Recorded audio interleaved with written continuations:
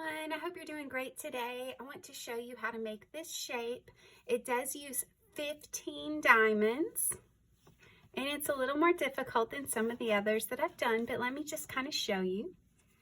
Okay, so you're going to want 10 of one fabric and 5 of a contrasting fabric. Now when I put these together, I'm going to do them in sets of 3 and sets of 2 for the fabric that I have 10 of. So just like that. And then I will connect these. This right here is easy to connect with a whip stitch. So you'll just sew through there, and then you'll end up with 2 that look just like this, and then you still have your 5 diamonds. If this is the first one that you're attempting, I would maybe encourage you to go back through one of my other videos that uses less diamonds, but you don't have to. You can definitely do this. Okay, so after you have the 3 and the 2 put together, you see that? And the 3 and the 2, you're going to add 5 diamonds around one of these stars. Then you're going to add the other star outside of one of the diamonds. And this is where it gets fun. I don't have all of mine sewn yet. But what you're going to do, you may want to clip some of these points from your diamonds. You're going to connect that. And see that right there? That's between the stars. And then after you do that, you'll just keep going.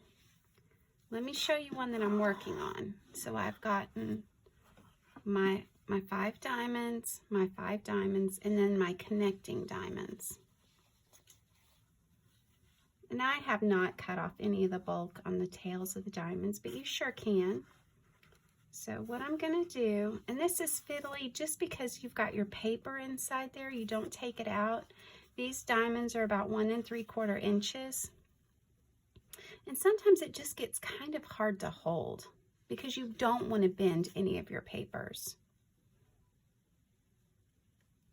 And if you haven't already, please go ahead and like this video by giving it a thumbs up.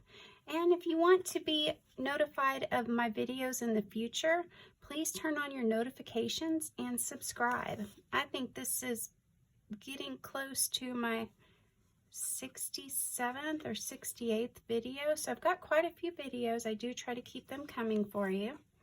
Okay, let me show you my stitch or explain it to you. What I'm doing is I'm going back in near where I came out, and then I'm traveling just a small amount. See, I came out and then I cross over to the other fabric and then come back through where I originally came out and then go back in. And then I do this all the way down the side. And as I keep going, you can definitely see that pattern starting to emerge. And usually connect this as one of the last ones, just because when I have that opening there, it gives me something to hold on to as this shape grows and grows and grows.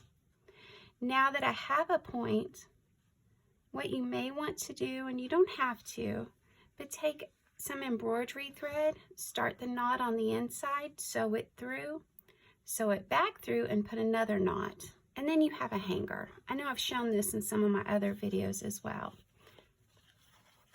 And if you're on Facebook, please find me on Facebook. I'm Learn to English Paper Piece. That is the name of my group. And I would love if you joined. I do post my videos there quite often as well. And I always encourage you to ask questions and show progress of what you're working on. And I love to see when people do my projects.